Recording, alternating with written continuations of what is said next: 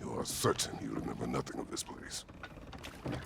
Oh, nothing that would help us.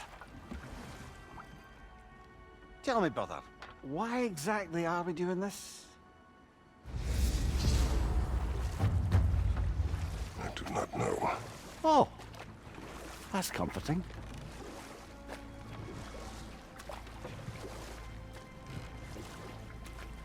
Look, I know you expect more from the smartest man alive, but Odin always kept me in the dark about this place. Which is why I urged you to seek Freya's guidance. Repeatedly. She does not seem eager to speak with me. Well, quite the opposite, brother. But you tell yourself whatever you need to.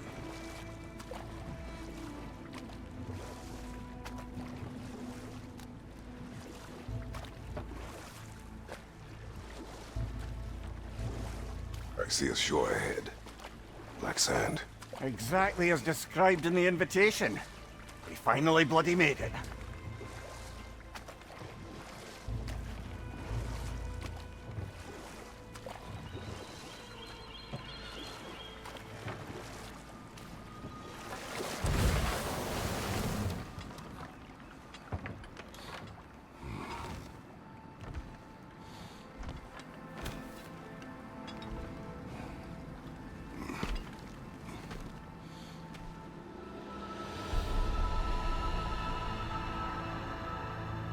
Something is happening.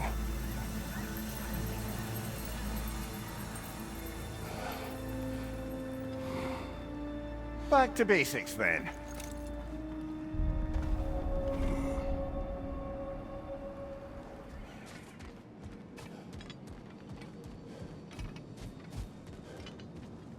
Doesn't seem anyone's here to welcome us.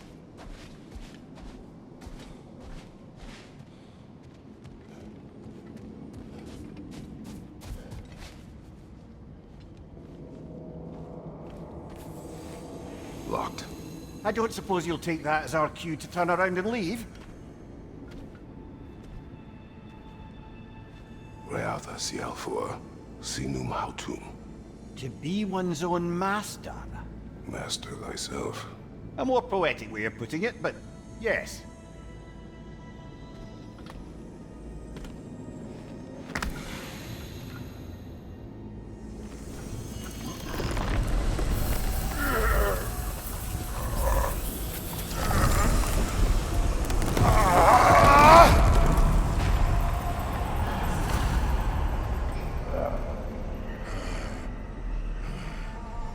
Something is wrong. I feel weaker. Valhalla may not appreciate our breaking in. Perhaps the last remaining pocket of Asgard. Something unreal about it, though. At least this part seems peaceful. We should have a look around. You truly believe Freya would have aided us in this? Aided us, talked sense into you. Win-win either way, really. I certainly can't see how there's any benefit to avoiding her. I am not avoiding her. Brother, you've gone to bloody Valhalla to avoid her. At least be honest with yourself. It is not her I'm avoiding. I value Freya. Well, that I believe. And nice to hear you admit, frankly. I think she values you as well, in her way. She finds me useful. It is not the same. Is that really what you think? I do not believe she understands what she asks of me. Oh dear! What happens now, I wonder?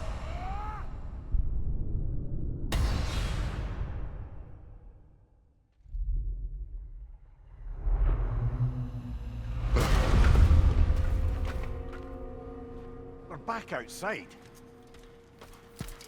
You marched into Valhalla without even talking to us first? Nice to see you too, milady. It was a personal matter, and I would not take you from your duties. You breached Valhalla. Consider it worth my time. This entrance is secret. Who told you of this place? Nailed to our door 3 days ago. Kratos of Sparta, you are hereby invited to a challenge. Face the past to face the future. Master Valhalla, master thyself. And then directions here, no signature. Who else knows of this entrance? Odin and us. It's likely a trap. You're thinking of going back in. Would you join me? Oh, don't let me intrude on your personal matter. Besides, I can't. Unlike the two of you, I've never died. What happens if I return inside? Well, that depends on you. Valhalla draws from the memories of those who enter.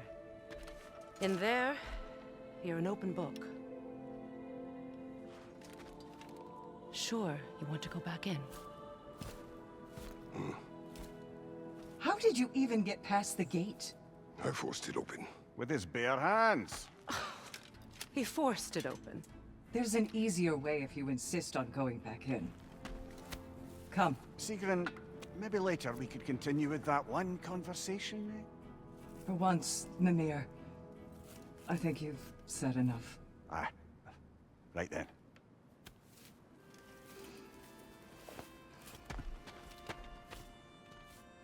And the other matter we discussed? You're still thinking, I take it? I am. Is that what this is?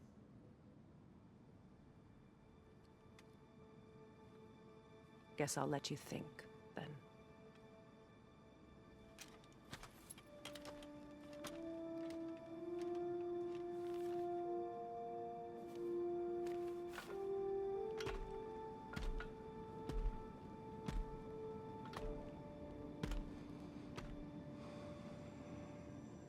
All right, gentlemen. Let's send you in properly prepared this time. First, Valhalla requires you to perform the ritual of selection. Good. Now, let my sister speak to you of Valhalla's rules and its values. What do you know of this place? The challenge of Valhalla is not merely about overcoming obstacles. It's about the way you overcome them, how you demonstrate mastery of your own powers. We can guide you down a path, but Valhalla will be the judge of your progress. Return to me when you've met a goal, and we will observe the effects. What have you to say? Valhalla seeks to foster wholeness and balance within those who enter. To fully master yourself, you can't rely on only your most familiar tactics. I use the tactics appropriate to the situation. Of course, but varying your approach will demonstrate to Valhalla the full mastery of your abilities, and Valhalla will reward such demonstrations. Be sure to come back and see me as you progress. Step up to the gate when you're ready to proceed, and we can begin the ceremony. I am ready. Gunnar, with me.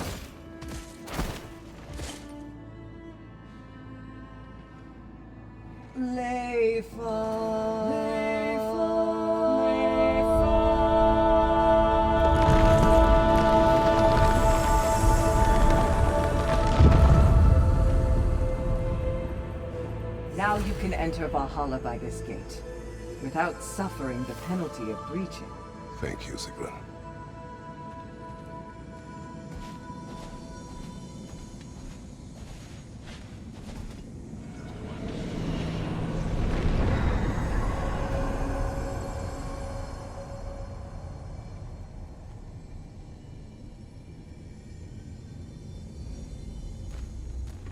Any cursed feeling this time? No, all is well. Thank you, shield maidens. All right, let's try this whole thing again. Mimir, what is at odds between you and Sigrun? Did you anger her? I wouldn't say she's angry with me. Irritated, perhaps. Disappointed, certainly. But you needn't worry yourself, brother. I won't let it distract from whatever it is we're doing here. So, this is no piece of Asgard at all. Just something spun from your memory of it. Fascinating. Brother, I must admit, Freya's idea does make quite a bit of sense to me. What better god of war could the realms ask for than the general who won Ragnarok, and won it trying to save lives? With you on board, our whole peacekeeping council could really do some good. This position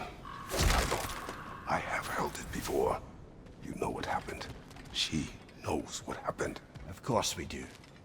But why should who you used to be matter more than who you are now? Can't you see how far you've come?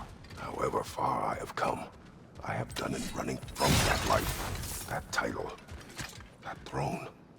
Aye.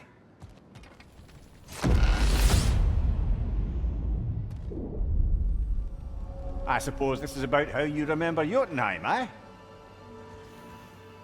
I do agree with you about Freya's council. It is a noble idea.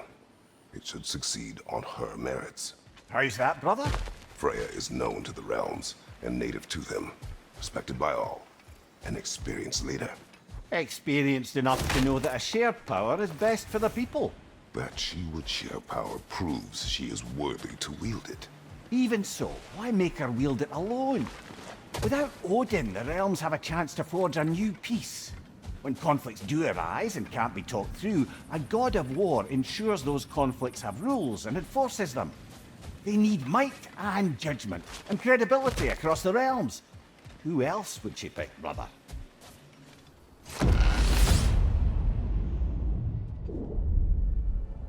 And this must be how you remember Svartalfheim. Freya knows I would not refuse to aid her when in need.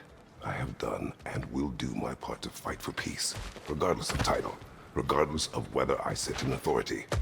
You know as well as I do there's power in words. Yes. The people need to know you're committed to them and to yourself. That you'll be there for them, and I know that you will. I understand you've got misgivings, man, but you've put your past behind you. We all see it. You do not know everything that I am. That you were. You've told me of your past, and yes, much of it was horrible. But you've proven over and over again that you're not that man anymore.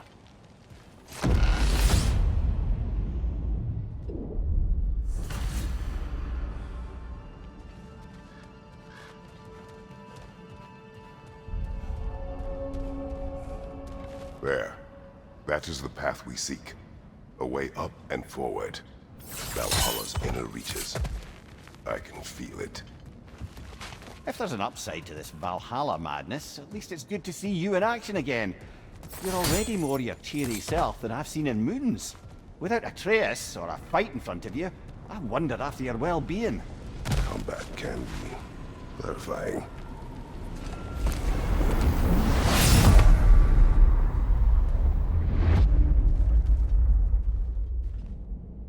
What is this? You recognize your old seat, don't you? Kratos. I have not forgotten the debt I owe you.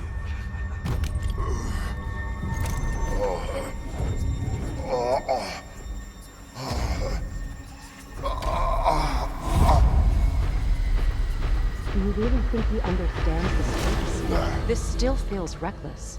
Here they are now. That's odd. We're back outside, but we didn't... you know. Sometimes you reach as far as you're ready to go.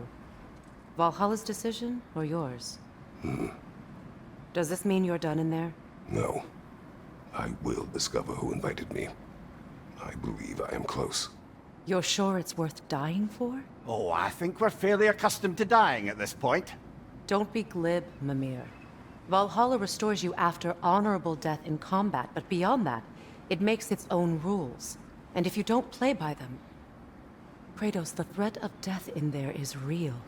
That is good to know. If by good, you mean wildly disconcerting. I do wish you luck. Truly.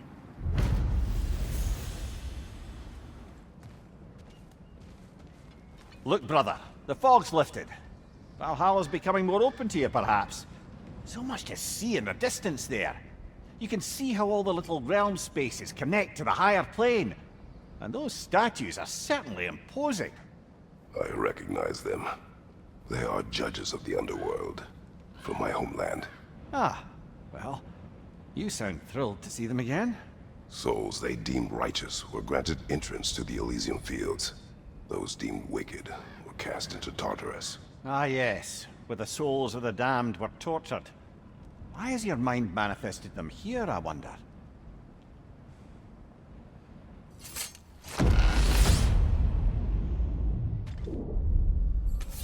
Ah, Midgard in memoriam. Ah, I'm starting to see there's no fixed order to the realms we'll visit here.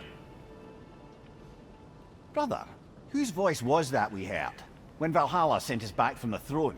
You heard it also. Aye. Said he owes you a debt, was it? Someone who might lend us a hand, perhaps? Unlikely. He was a god of Greece, and we did not part on good terms. And by that you mean... Yes, I see. No shortage of bitter old ghosts in these parts. These parts being your memory, of course.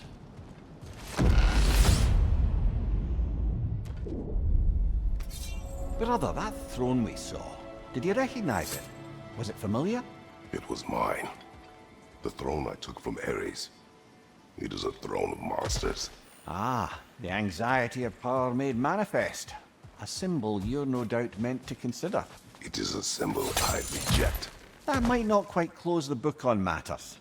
A symbol can't be slain, destroyed, or ignored. The best measure is often to reclaim it, redefine it. Remind us it's not the throne, but the god who sits in it.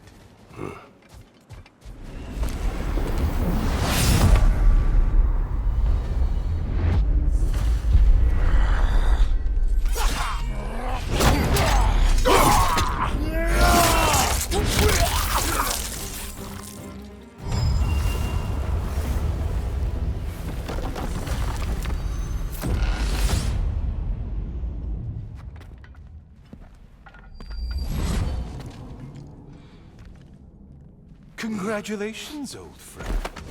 You really are going places in Valhalla. Where's Mimir? Is that really all you have to say to me? After all this time, can't muster up so much as hello for one of your most auspicious victims? Hello, Helios. Where is Mimir? How should I know? Why don't we go look for him? So, what's new with you, Kratos? Murdered any good pantheons lately? Devastated any populations with the cataclysmic consequences of your actions? Turned on any once trusted allies? You simply must bring me up to speed on your latest saga of blood and vengeance. I am that no longer. You don't mean to say you've gone soft? Never believe it. Once a Spartan, always a Spartan. No, there's no fooling me, Kratos. You know what they say. You can't hide in the shadows from a sun god. At least, that's what they should say. Say, the decor is looking a little more familiar, isn't it? A mighty chain. Auspicious sign. You've always had such luck with chains. This is all gonna work out just great for you. I can feel it.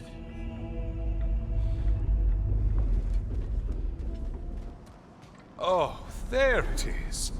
Home sweet home.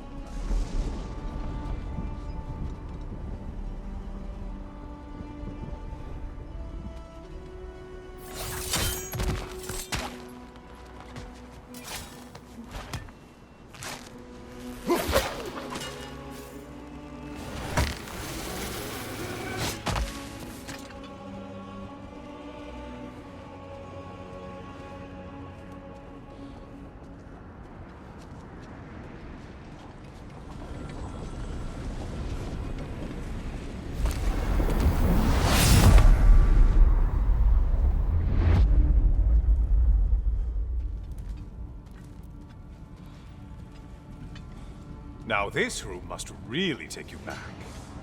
Wasn't this the Chamber of Sacrifice? Where you let an Athenian soldier burn to a crisp, just so you could get past the room? Oh, those madcap early days. How you must miss them.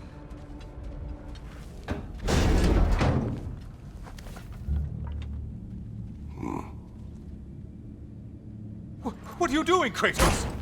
You mean to sacrifice me? Again?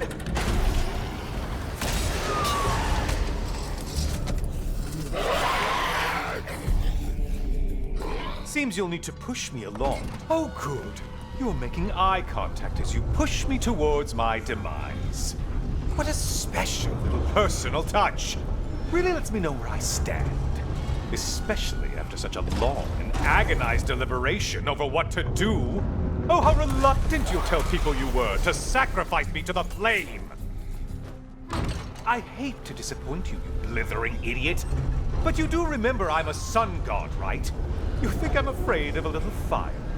Don't threaten me with a good time, Kratos. Maybe I'll be infused with power and achieve my final form. Maybe I'll explode and take you with me. Let's just see what happens. Let's just see.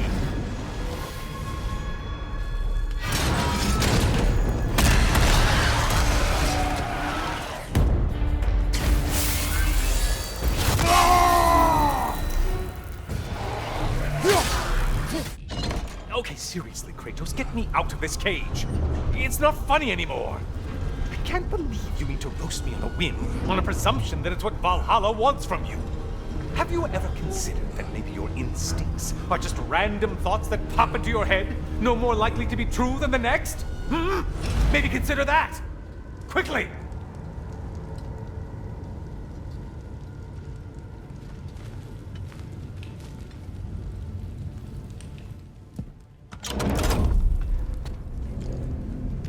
You're really just going to incinerate me and see what happens? I swear, you haven't changed one solid... Brother? What am I doing in here? Weird. Weird.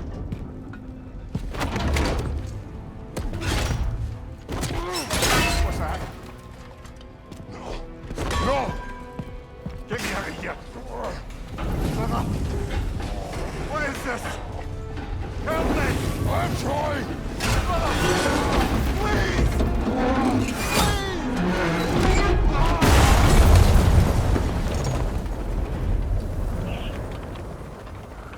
Do not panic. We will simply return to the gate. I don't think so! I think you've broken how Valhalla works! Oh! I think this is it, brother!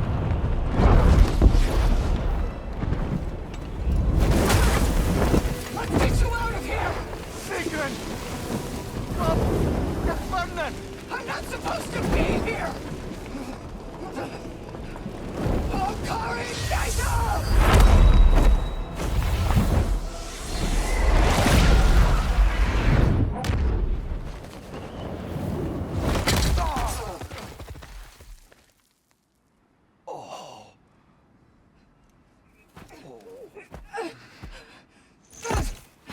Mimir! Oh no! You poor thing, look at you! You shouldn't have done that. Oh, heal, dummy. You and Kratos would not. But you're safe now. Sigrid, I'm sorry.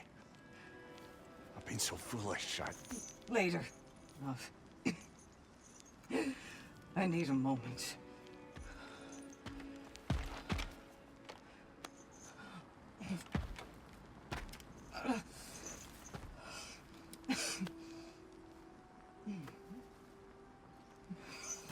We are forever in your debt. As I will be forever in yours.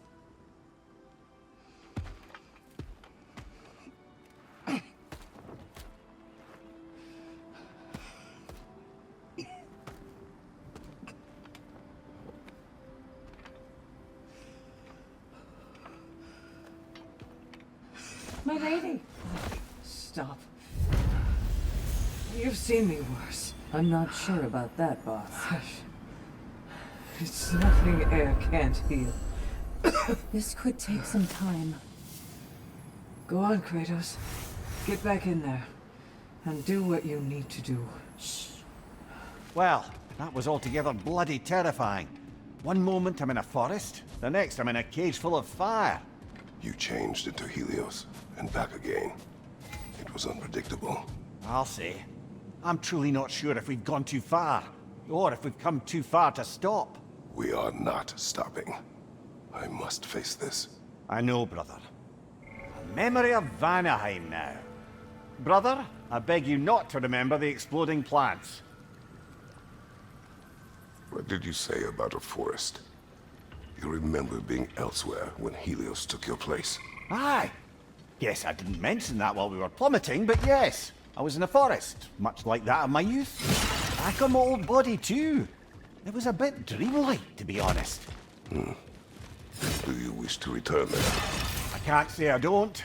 I'm concerned, but I'm more than curious.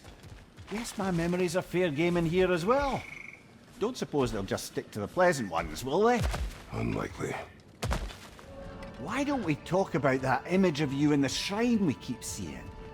If Valhalla keeps pulling it out of your head, it must have some significance to you. Could it be that the idea of being loved and respected is a fair mite better than the alternative? Now hear me out. And it's not as though I'm the smartest man alive or anything. But don't you think joining Freya's council could put you in a position to walk that path? To earn that path? That would be a poor reason to accept. Ambition is poison.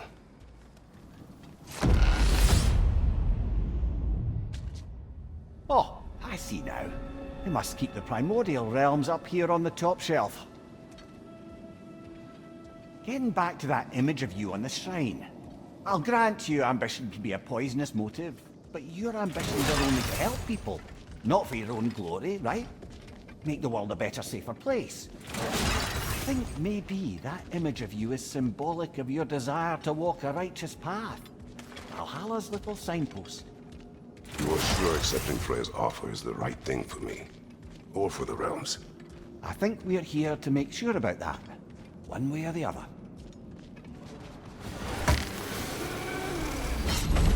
Hello, me again! If I must carry you, make yourself useful. Say what you see in battle. Aye aye, asshole.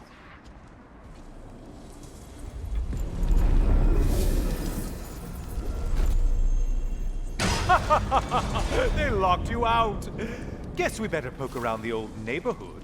See what sorts of acquaintances are looking to reconnect.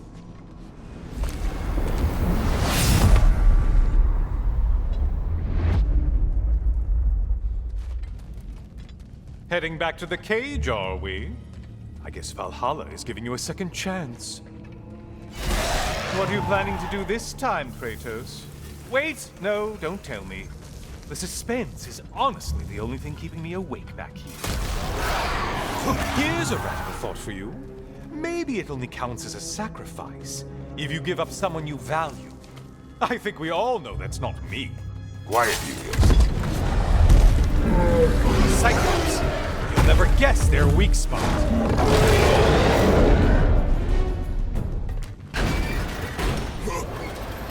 Here we are. Let's see what brilliant move you've thought of.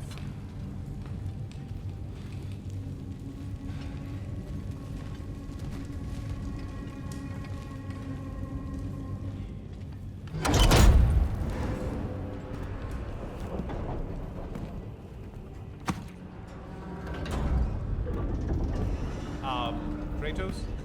Surely you're not supposed to... You know what? I'd like to see this.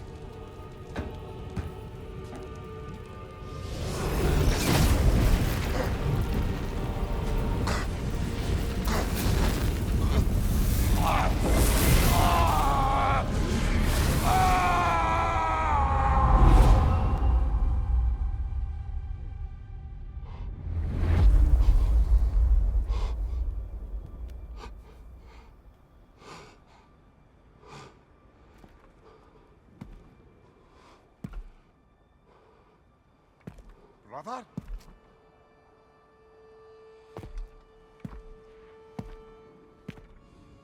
Oh, where are we now?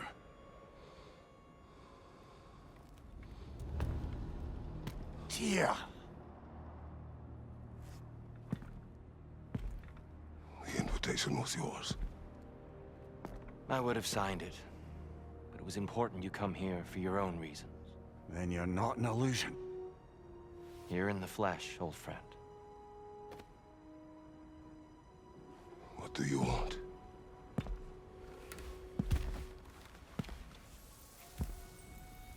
I know what you're wrestling with, Spartan.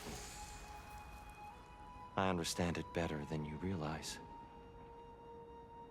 The shame. The doubt.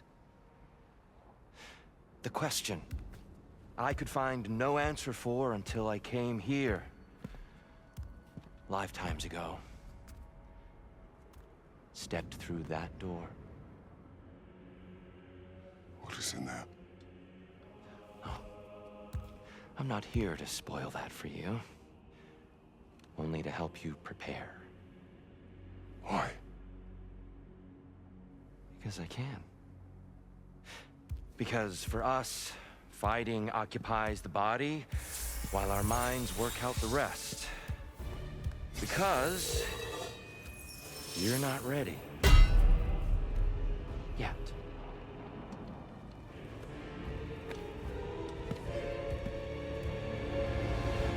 Show me. I'm sorry! Why exactly are you attacking us? Consider it a kind of trial by combat, Mimir. When Kratos can get the better of me, we'll know whose mind has done the work. A man at war with himself places a deficit upon his focus. He is impatient, emotional, easily surprised. A man at one with himself has a clearer mind, sharper instincts. That man is ready to win. That man is ready to progress.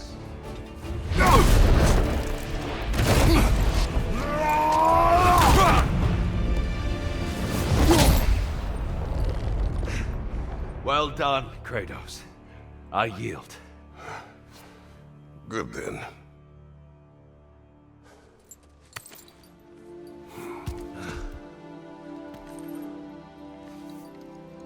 Perhaps you are ready now. Am I? Honestly, nobody can truly say that but you.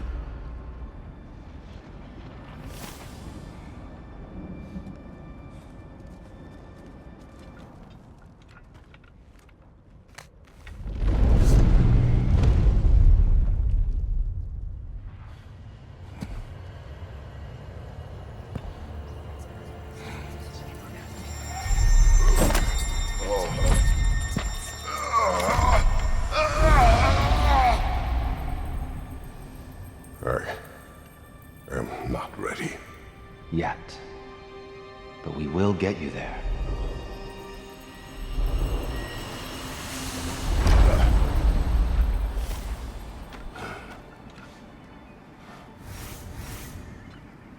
We're all impressed by your progress, General.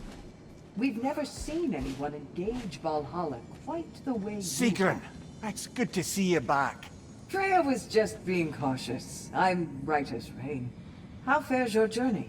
We have uncovered our host. It is Tyr. Tyr, you say? Aye, and no projection either. I never knew his connection to Valhalla was so strong. But then, he goes back further than I do. Fascinating. Where is Freya? Away for the moment. As you know, she's attending to many things presently. Establishing a new governing body for the realms is no simple task. There are leaders to find and recruit, negotiations for sharing power. I'm sure she'd prefer to be here, but you'll have to make do with the three of us for now. I'm sure we're in excellent hands. Remember, Kratos, the deeper into Valhalla you venture, the greater the danger. And I don't just mean physically. I understand. Yes, we'll try not to go mad. Kratos, I'm glad to see you're back inside. It seems Valhalla has arranged something special for you in the throne room. See you again soon, Kratos.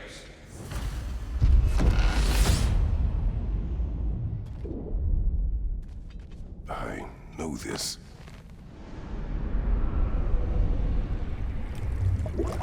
You remember this, Kratos.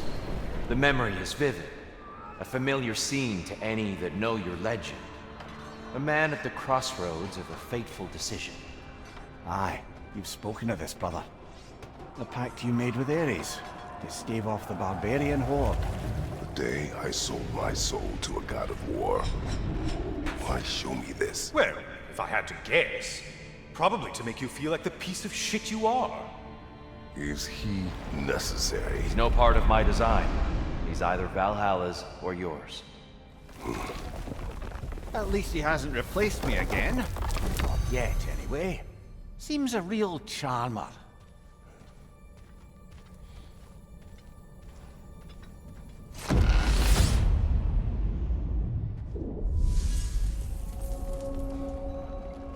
A memory fragment of your time in Alfheim, then?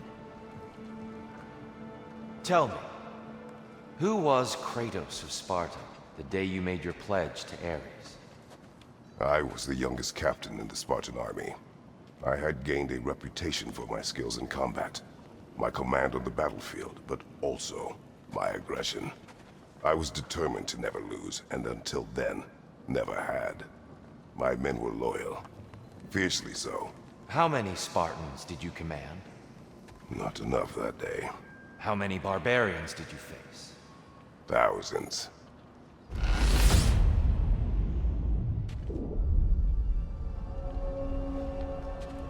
Dear, why help prepare me to take your old position? Why not fulfill it yourself? You seem capable. To the mortals of these realms, I am an ancient myth, long out of mind. The days I could hope to unify these realms are long past. But they see you as the hero of Ragnarok. You are known and respected. And from what I have seen, you're the most qualified by far. You need only be ready.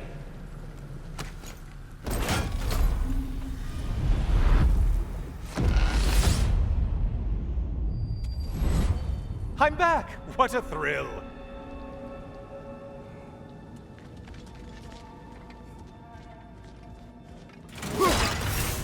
I must say, it's genuinely hard to think of anything stupider than pledging your soul to Ares of all people. I mean, any of Zeus's brood are bound to be garbage, present company by no means excluded. But Ares made a real art out of being vicious and depraved. Though, I suppose I can't begrudge you your role model. I see you still use the blades he gave you. Can you really say you regret a decision, and still keep benefiting from the trappings of that decision? I'm not sure, I'm just asking. You ever try to do the math on how many people died as a result of your little collaboration? Like contemplating the grains of sand on a beach, isn't it? Just overwhelming, honestly. Looks like someone left you a party favor. Oh, and it's a symbolic totem of your shame. That's so thoughtful.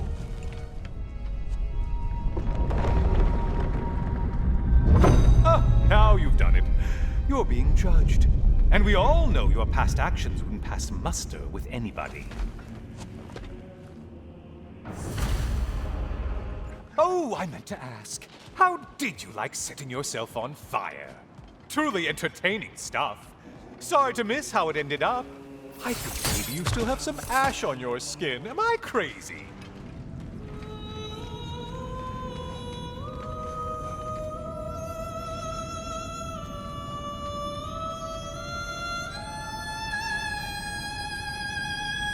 A siren? Cover my ears! Kratos!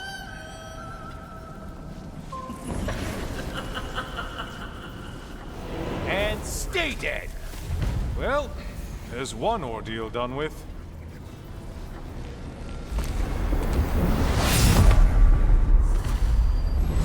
Oh, I'm back, brother. Welcome back, Kratos. I brought something else to keep things interesting. You're not the only one with weapons from far-off lands, you know. Ready? Those who have fallen, carry me! Brother, destroy them before they reach here. Why did you do it, Kratos? Why did you pledge yourself to Ares? I was ambitious. Proud. I could not accept defeat. I crave power. Is that all? Are you sure? Nothing more to that story? Nothing else under the surface?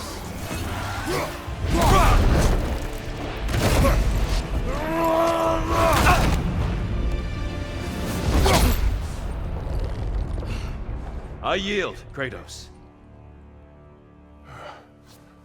Very well.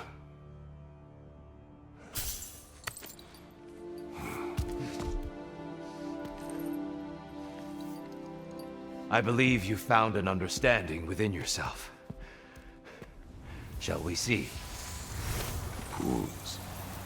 It's not only memories. Indeed.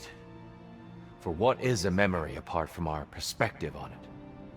You know the evils that came of your path. You know the evils within yourself. Yes, these you dwell on. But it's not that simple, is it? The Horde is vast, brother. What would have happened if you didn't stop it? Our lands would have been overrun. Our people killed, violated. People your army was sworn to protect. An army led by you. Did you not feel a duty to fulfill your purpose? Did you not fear for the safety of your homeland? You saved them. You would excuse my actions. Excusing them is not the exercise, Kratos. Only accepting them. Accepting that you acted based on what you knew then, not on what was to come. Your motivation and their consequences are far more complicated than you let yourself believe. I think perhaps you have more to process. Yes. I have much to think about. I will return. And I will be waiting.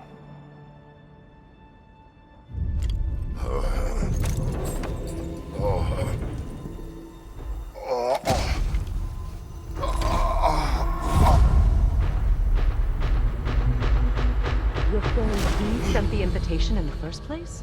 Yes. His voice echoes in the halls. There's no mistaking it. So it's Tyr's game you're playing? This is all his idea?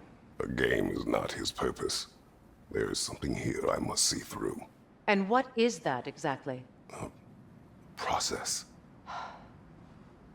All right. If it's helping, I trust you both. We all do. As we trust in Valhalla. Even after what it did to you. I knew the rules and chose to break them. I regret nothing.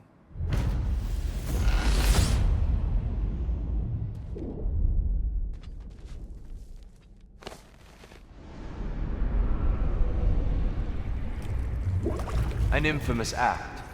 One they still spoke of in the years of rebuilding. I somehow doubted they meant it so literally. I'll give you this, brother. Your technique has improved immeasurably. I needed his power to secure my vengeance against the gods. I believed I had no choice. No choice? You could have not ripped my head off my body. That was absolutely an option. And he's back. But that wasn't the worst of it, was it, Kratos? Killing me deprived Greece of the sun. They were plunged into perpetual cold and darkness. Crops ceased to grow. Famine descended on our homeland. Not that you cared. Enough. He is bitter, isn't he?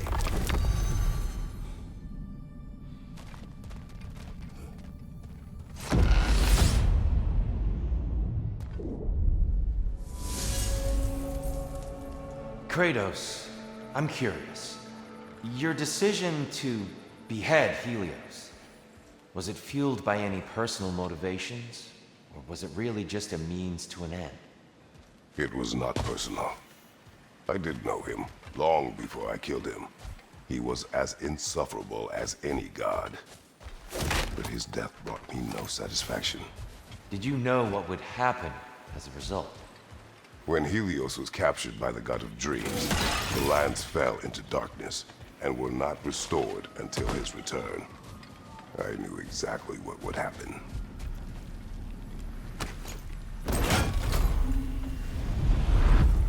Kratos, I hope you'll forgive me for overhearing. But before you first found your way to me, you were grappling with the symbolism of your former seat of power. May I offer a perspective? You may. Before I became God of War, I felt as hesitant as you do. I feared that taking the throne would only validate Odin's power hierarchy, which even then I didn't trust. But I decided I could wield a better influence on the inside than on the outside. There are many ways to lead, and not all of them involve ruling. The throne and the office are only what you bring to them.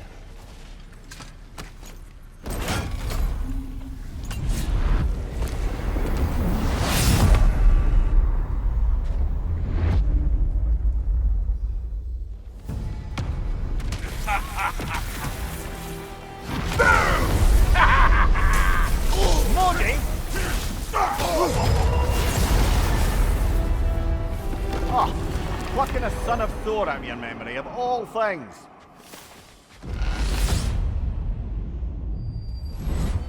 Hello again, Kratos!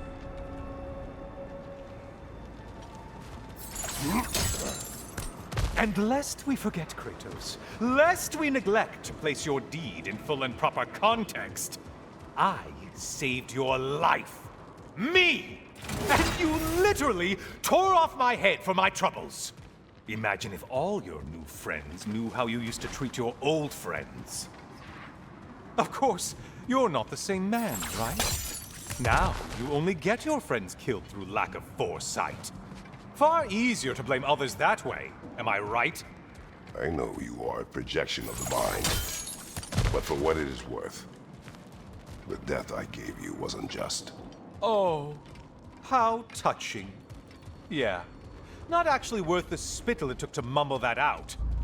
Do not do that again. Nobody wants to hear that from you.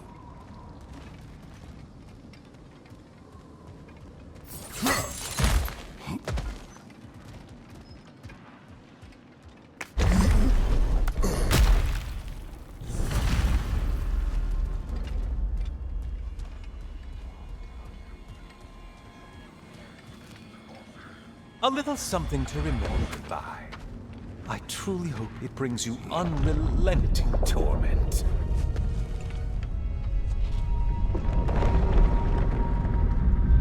Chills you just a little when they do that, doesn't it? Feels like judgment.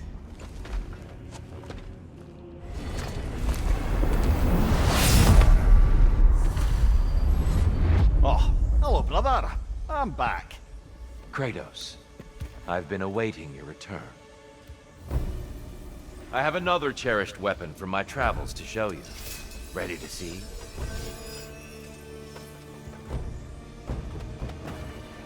But if you're not going to use Tell it... me, Kratos, truly, how did it feel to plunge your homeland into darkness?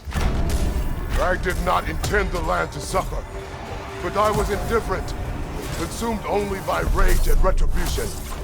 That is not what I asked.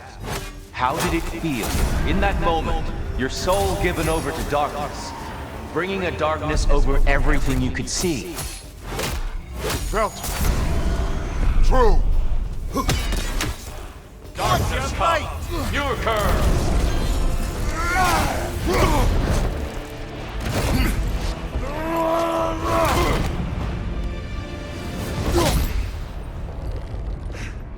I yield. I yield.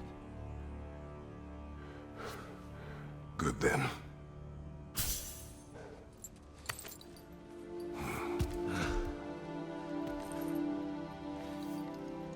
I don't think you were indifferent, Kratos. I think you were hurt. Deeply hurt. And you handled it unskillfully. Wait, is that you restoring the sun? You took Helios's chariot and put the sun back in the sky, but sacrificed yourself in the process. Yes. I fell to my death, and was saved by Helios. But this memory happened before I killed him. My evils were yet to come. What is the point? That your legacy has always been a complicated one. That goodness is not a destination we arrive at, but a practice. Misfortune may drive anyone to darkness. We resist it only through wisdom and vigilance. You are not so unskillful now as you were then. Better voices in your head, you might call it. I think that's enough for now. You have much to contemplate. Yes. Back to the beach then. You should be proud of your progress, Kratos. See you soon.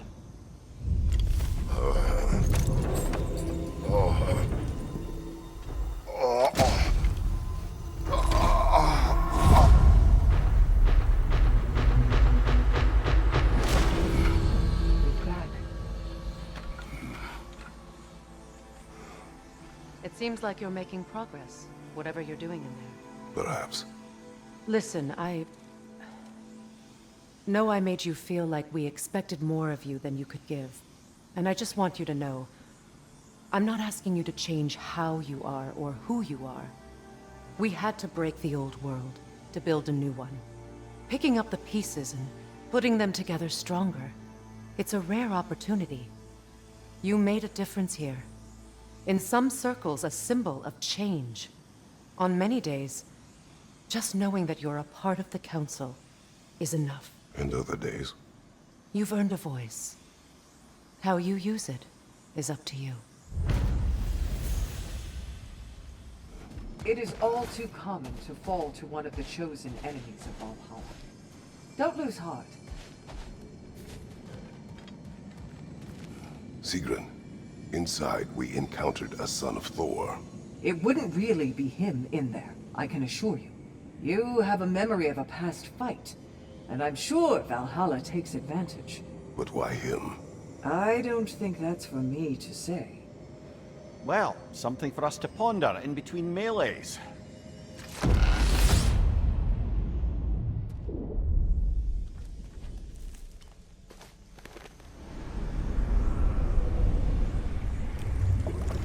A substitute daughter. A box full of evils. This one feels important. This is your blacksmith story, isn't it? His girl was the key, and he died protecting her? Protecting her from me. I opened that box seeking the means to kill Ares. And what I released. Pretty much turned all the gods crazy. Thanks again for that. Quiet head. Unfortunate. The time I spend in my own Valhalla means you get more time with him.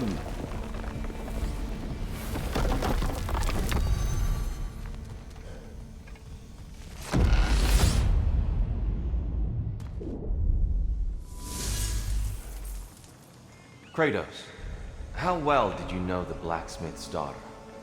Pandora. She reminded me of my own daughter, who I lost long ago. I'm sorry, Kratos.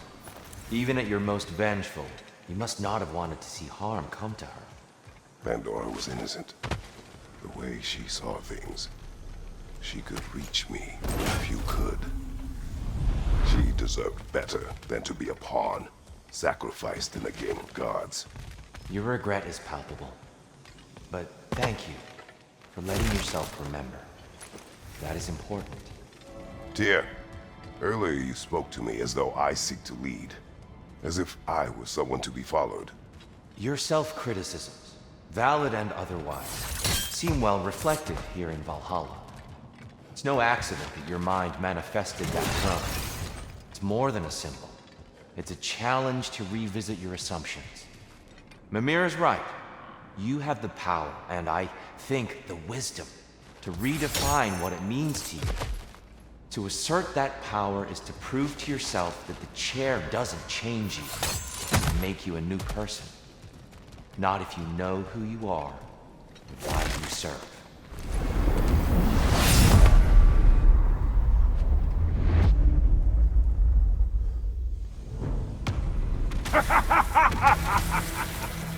Time to die, freak! Ah, now it's the other one! All your righteous haranguing about how evil the gods are, and you somehow gloss over that little extra nudge you gave them. Opening the box was Athena's plan. I did not know the consequences. You would claim ignorance of the consequences of trusting Athena? Is that your idea of a joke, Kratos? Because I admit it's hilarious. But let's be real, Kratos. Whether you should have suspected the consequences or not, you certainly can't claim that you would have cared about them. You wanted the power to kill Ares. And because you wanted it, everything is justified. That's your moral code at the end of the day, isn't it? To imagine you once again holding an office of solemn metaphysical responsibility. A trusted figure. A worshipped figure. The absolute gall of you to let yourself consider such a thing. I guess irony can have you when it earns you, or something. Oh, how precious. I don't think you can be trusted to keep that safe at all.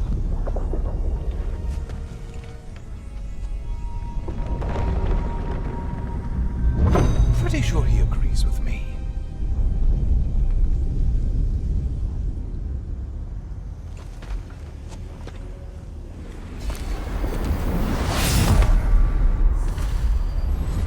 Oh, I'm back again. Still not used to that. Welcome, Kratos. Honor me with another sparring match. I have one last weapon to show you. I think you'll enjoy it, if that's the word.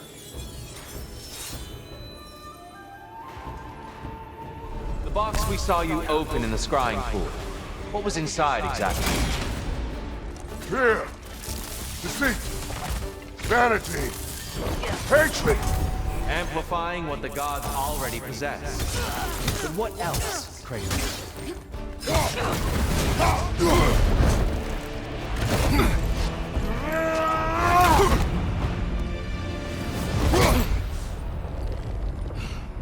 Stop, Kratos. I yield. Hard fought.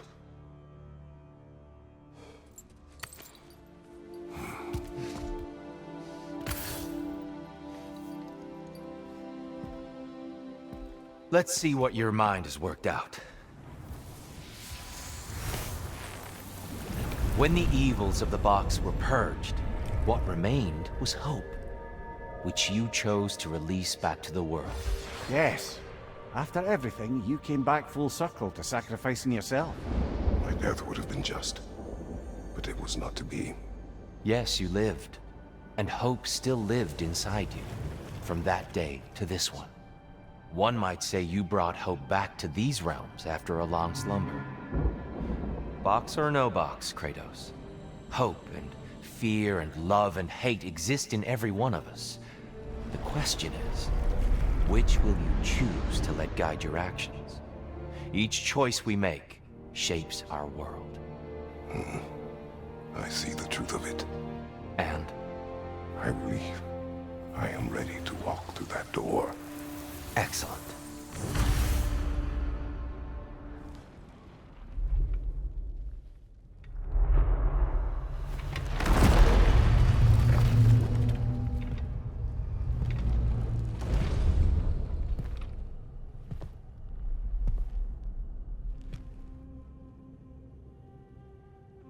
What can I say to you?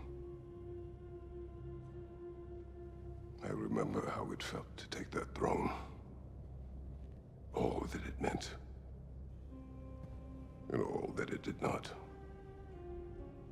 A god of war. God of pain.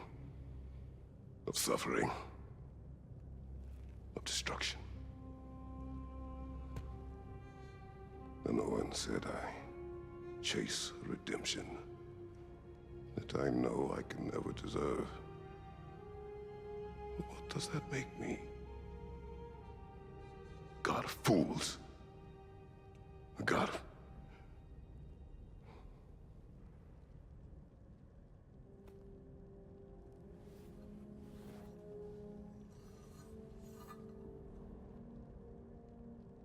hope. When all else is lost.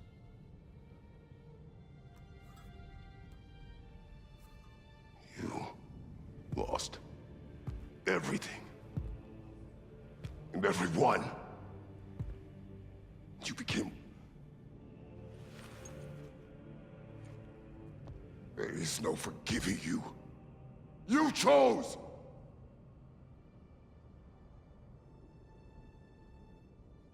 I chose.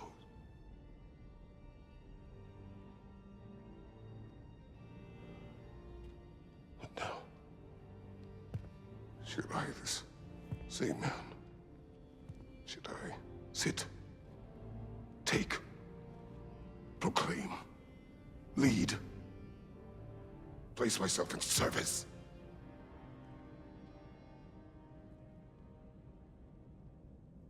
In service? Should I lose There's to be enough left inside so that I do not become you.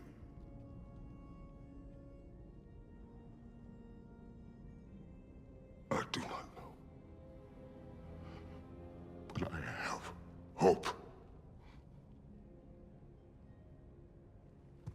You are cruel and arrogant and selfish. But you are more than that. You have always been more than what others saw. You are more than that.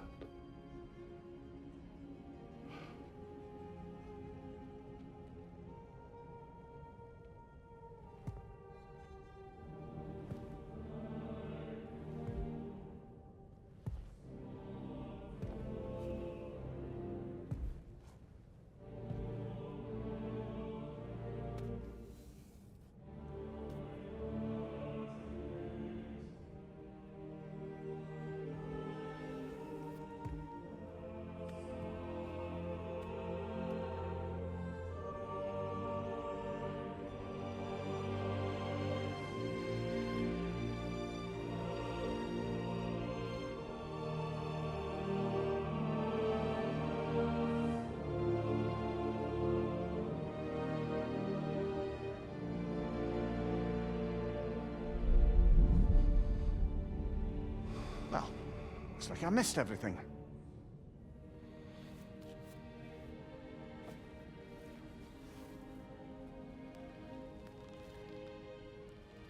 Did you find what you needed?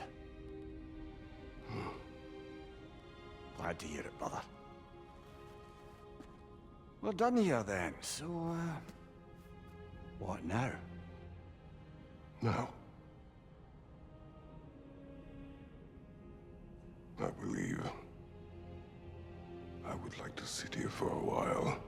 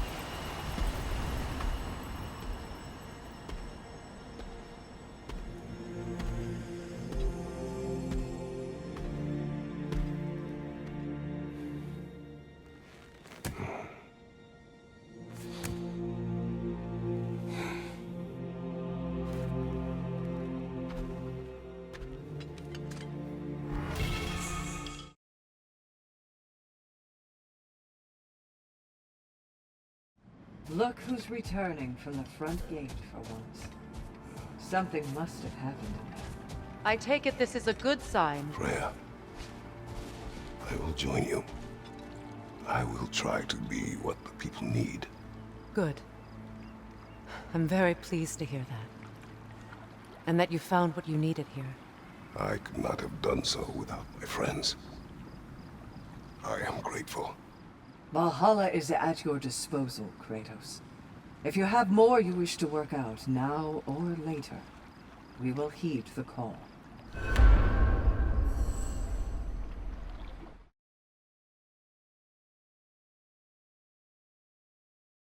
You must admire Tyr's skill after so long in captivity. But don't hold back.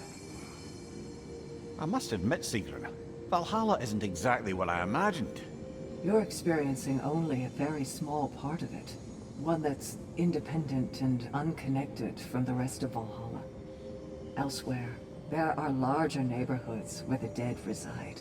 Socializing, playing games, drinking, fighting. But one must earn the right to join their fallen comrades. New arrivals run a gauntlet. A personalized, self-contained version of what you're doing. It's meant to help the dead process the lives they lived. Those who are worthy, who have found some measure of closure, are allowed to move forward. Those who are unable to resolve their lives are forever trapped in their personal Valhalla. Some just prefer to keep fighting here. Sigrun, how fare you and your sisters? With just the three of us to attend to the fallen now, we're short-handed. But we've begun recruiting new shield maidens. Well, I happen to know of one lass who'd jump at the chance to join your ranks. You mean Thrud? Sif and Thor's daughter? Believe me, I know. She sought us out before the call even left our lips. She fights well and can be trusted. A recommendation from you, General. With that, how could we ignore her? Not that she'd let us.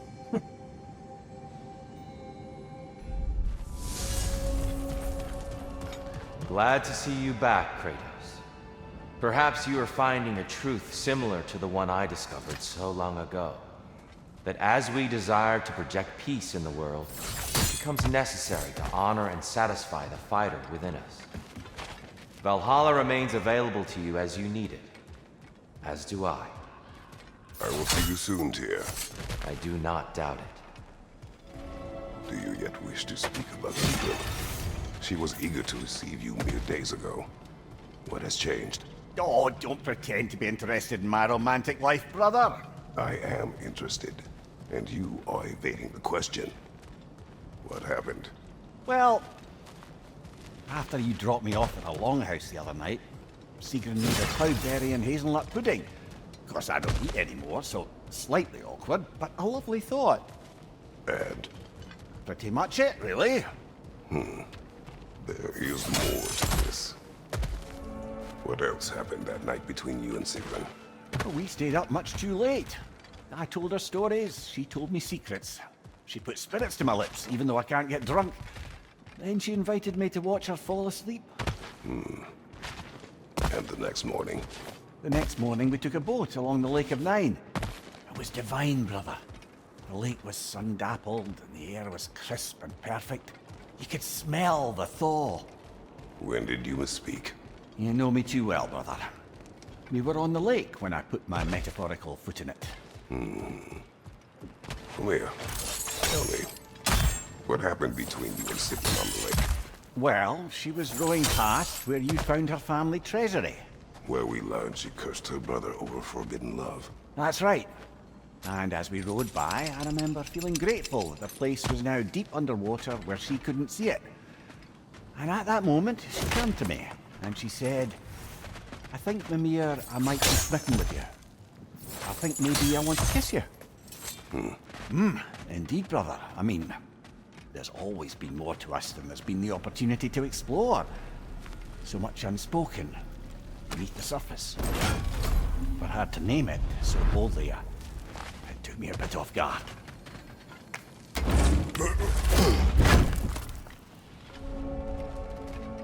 you and Sigrun. I am still waiting for the part where you spoke. In my defense, I only told her the truth as it struck me in the moment. I told her my feelings for her were deep as Rand's Hall and had been for as long as I'd known her.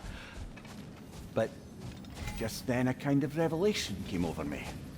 The sudden cold clarity that it was vanity to imagine that I, as I am, could be enough for her as she is. So I heard myself tell her that I didn't think I could give her what she needed. Now, I am mad at you.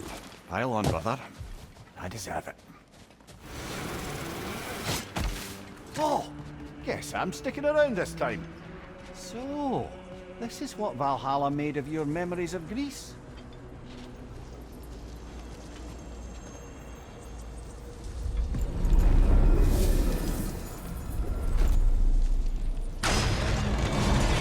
Sigrun, dear, as Kratos and I have been off the beaten path, so to speak, I'm curious as to the state of the realms.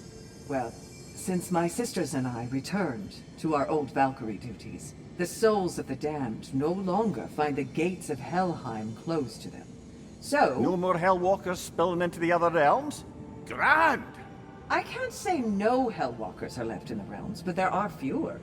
Hrassvelgr seemed pleased. Or at least I think that's what her expression meant. So, you told Sigrun you could not give her what she needed. You spoke out of cowardice. Aye, obviously. But as prospects for terror go, can you imagine knowing all along you're not enough for someone, and then living out the slow realization of that truth? I admit it chilled me to the bone. You presume to know how she will feel in the future. Why discredit her wishes and yours in the present? I just can't pretend not to know better. She's romanticized the idea of us. Certainly I've done the same. But is that anything to build a future on? I mean, look at me, brother. Be practical. If anyone else disparaged you as you disparaged yourself, I would wish to strike them with an axe. Now, back to Sigrun and your low opinion of yourself. Look, brother. I don't apologize for wanting her to have someone who can be everything to her. She deserves the best. Then why should she not deserve the smartest man alive? Sometimes I think you've come too far, brother. Did I overstep? No, Kratos. I appreciate your point. And to be fair, if I was so right, then why am I so angry at myself? I think I know why I fight Thor's sons. Do tell. Like Atreus, they were children of a destroyer. Had I not changed, had I raised him as I was raised, subject only to authority, perhaps his fate would have been no better than theirs. So, they reflect a bad road not taken? A fate avoided? Perhaps. I also feel pity. Failed by their father, sent to die by their uncle, and belittled in death by their grandfather. What chance did they ever have?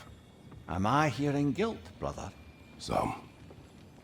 Perhaps imagining a fair fight is to honor them as life did not. Helios has returned! Why do you still return? Oh, did you think resolving your little issue would make me suddenly disappear from your mind? Oh no, Kratos. I'll always be here. You want me here. Because I'll never let you forget what you did. And sometimes an ugly memory is the only thing keeping history from repeating itself. Know what I mean? Milady, how is Alfheim these days? Does the peace hold? It's tenuous, but holding. Endless war tends to breed quite a bit of mistrust. Thankfully, the elves, Bela and Bigvir, are in positions of influence due to their association with Freyr and involvement in Ragnarok. It's the best chance at lasting peace the realm has ever had. What about the findings in the Consul's journal? Have they shared it with the rest of the elves? Not yet, but give them time. The more that Valhalla makes me revisit my misadventures with Oberon, the more like a dream it all seems. Which is ironic, Back then in my youth, I could hardly bear to sleep. Then, with time, I came to value a proper night's rest. In captivity, it was nearly the only escape I knew. And then the need to sleep went away completely. And I don't miss the time lost, but damn it, brother, I do miss dreaming. The mind comes to terms with itself in ways only possible with your waking judgment out of the way. Our hidden desires, our anxieties, like a bifrost window to what's going on in your soul. And Valhalla does the same. Aye. And I don't think I realized how much I needed it. Sigrun, been wondering, are the remaining Vanir and Aesir playing nice in Vanaheim? The Asgardian relocation hasn't exactly been smooth sailing. But Hildisvini and Lady Sif are keeping the ship headed in the right direction. The people seem to understand compromise is their best path to prosperity, at least. Truth be told, I was hoping the old boar would have to call on me to smooth things over. But it's good to hear he and Sif have it under control. Freya hopes they'll join the council once the peace settles. Oh, I still can't bear the thought of Sigrun having damaged herself to save us. Or having damaged her connection to Valhalla, which she'd doubtless say was worse. Will there be consequences beyond her injuries? I don't suppose I can be sure of that either way. I'm certainly going to begin worrying about it now. Thank you kindly. Sigrun, love, what's the latest on Midgard? Life returns at last. After the Hellwalker desolation was followed by Fimbulwinter, I wondered if people would ever come out of hiding, or if there were any left to. But flowers bloom, the sun shines, and it's safe to travel the roads and rivers again. No one even seems to mind the giant serpent sunning himself across the mountaintops. Glad to hear it. Jormungandr's a big softy when you get to know him. And now that things aren't quite so desperate, raider attacks have declined. It's progress. Did Valhalla return you to your forest last time? Aye, brother. And this time I wasn't alone. Were you attacked? No, far from it. Apparently my Valhalla isn't the stuff of constant combat at all. The memories of mine it draws on are more interpersonal. To wit, I found myself reliving old times with my former crew of fairy folk. Cobweb, mustard seed, the whole pack of ne'er-do-wells. Such warm greetings for their old ringleader, like nary a day had passed. Sounds pleasant. Rather was, to be honest. I remain suspicious, but if this process is doing something for you, I remain open to seeing what it has in mind for me. What is the state of Svartalfheim? It's been tough. The dwarves had been under Odin's thumb for so long. Now they're having to completely reshape their economy to provide for themselves again. Many are looking to Durlin and other outcast members of the old resistance for guidance. But thus far, he's refusing the call. The wounds are deep and will take time to heal. Once they do, Freya thinks Durlin would be a welcome addition to the council. Before you ask, yes, I was back in the old forest again. And this time I encountered my former boss, King Oberon. Rather mild, I used to be a true believer for him. Would have done anything he asked. But now I see through all that charisma and feigned wisdom down to the small, hypocritical tyrant I know him to be. Wait till I tell you what he put me up to regarding a particular magical flower. You wish to tell a story of your first master? Aye. Seems to be the very story Valhalla has me reliving, in fact. Oberon fancied himself a romantic, you see. Always claimed that love was more important to him than anything. One time, he led his entire entourage on a journey to attend the wedding of some duke or other, near your old neck of the woods. The groom, this lordly prick, had conquered a warrior queen and was marrying her as part of terms for peace. And this somehow was so romantic to Oberon that he dragged us across the sea to pay respects. Never mind, he was quarrelling with his own queen the entire way! Well, I'll have more of that one, to be sure. As I was saying about my old master and his lofty, so-called romantic ideals, We'd settled in a forest outside of Athens, a place well situated to observing the comings and goings of the Duke's other guests. There we observed the romantic complications of some local use, and Oberon gets it into his head to intervene. Bids me fetch him a magical flower that can manipulate the affections of others. Supposedly, the idea was to nobly help true love prevail over the pressure of family arrangements. But what he really wanted was to use the flower to torment his own wife. I see why you left his service. Aye. Brother, while I'd love to say I left Oberon's service as a matter of principle, the truth is it was much more a question of pride. If he'd simply shown me more appreciation, who knows how long I might have tolerated his evils. I certainly tolerated plenty from my subsequent employers before I could take no more. If I'm being honest, I was only too happy to offer my complicity in Queen Titania's humiliation. What did you do? I caused her to fall in love with something preposterous. An actor. Your old master. He had you make his wife fall in love with another. Aye, temporarily, by use of this magic flower. Though now it's clear to me the flower's effect isn't love exactly, but a kind of obsessive devotion that is too often mistaken for love. So of course the Queen made a fool of herself, as did all those under the flower's spell that night. Don't know how I ever got embroiled in such a farce.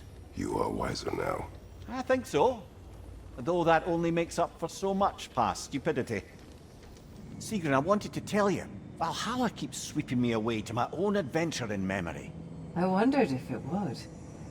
That's wonderful. What is it showing you? Some particular events of my wayward youth. But they're in a loop of sorts. Not sure I've quite gleaned what it all amounts to. Then you must do what you do in Valhalla. Keep going. Sigrun has been informed for as long as I have known you. What happened in the beginning?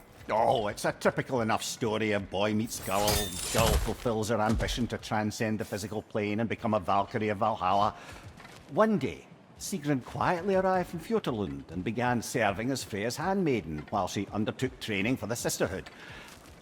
I don't even think we were introduced. I'd just see her around the court. Of course, I'd observed her loveliness and impressive stature long before we fell to talking. But we seemed cut from different cloth, I suppose. Never occurred to me we'd get along as well as we did.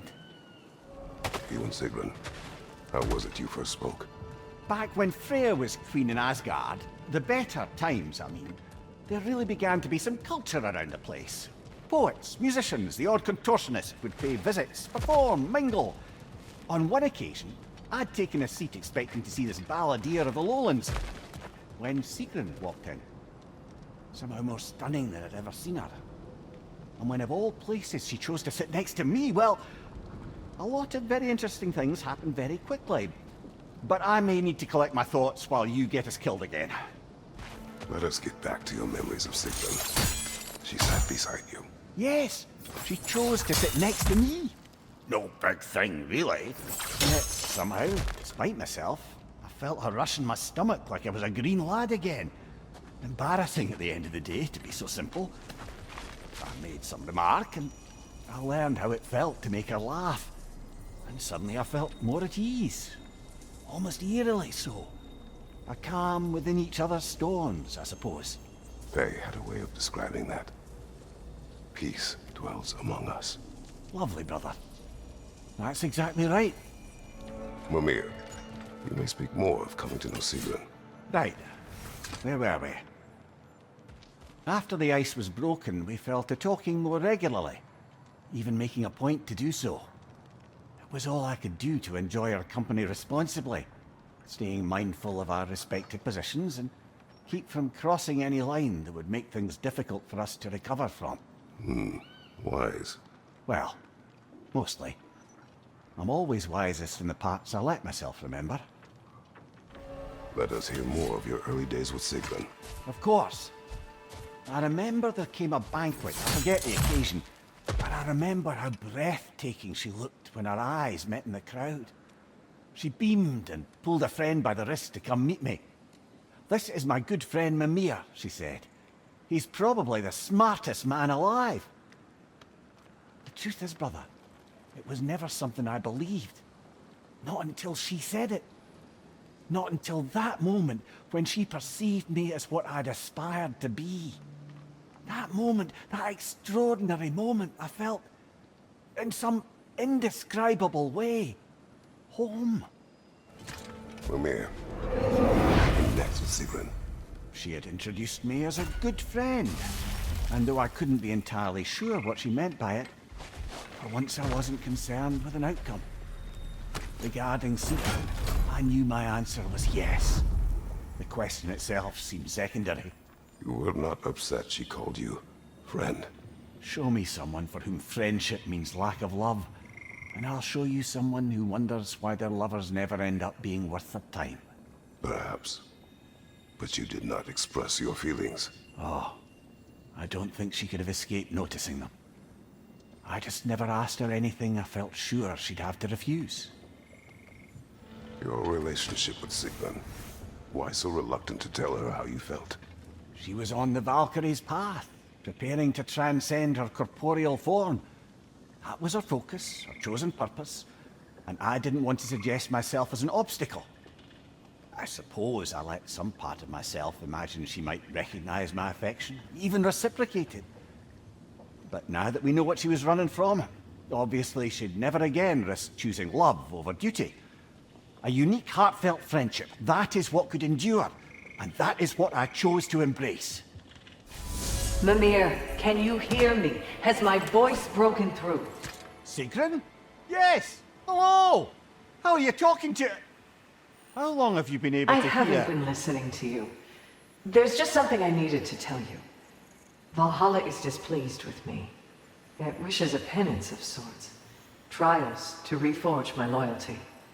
I haven't decided what to do, but I hoped we could talk about it. Aye, let's do. Next time we die, or Kratos gets a headache. Mimir, you asked of Odin's efforts to conquer Valhalla and the Valkyries with it. But was Valhalla not his creation, along with all of Asgard? Well, he certainly liked people to think so. And Valhalla served his interests, even if he left the Valkyries to do their work. But in fact, Valhalla and the Order of Valkyries are a force more primordial than any he could hope to bend to his own personal loyalty. Sigrun, what's this about Valhalla questioning your loyalty? I thought everything was all right. It is.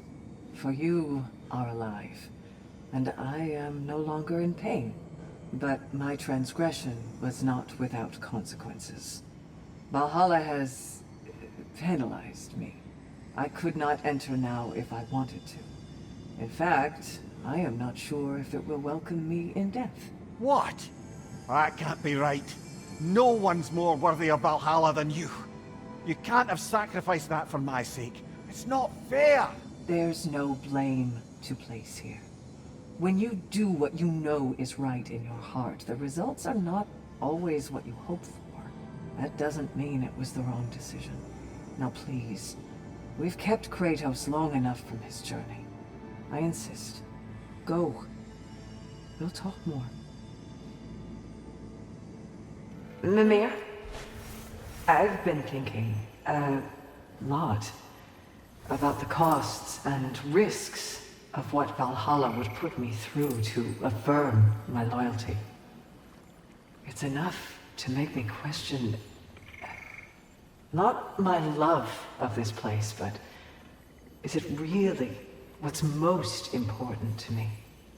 If I can't answer that, then perhaps I am not ready for such a decision.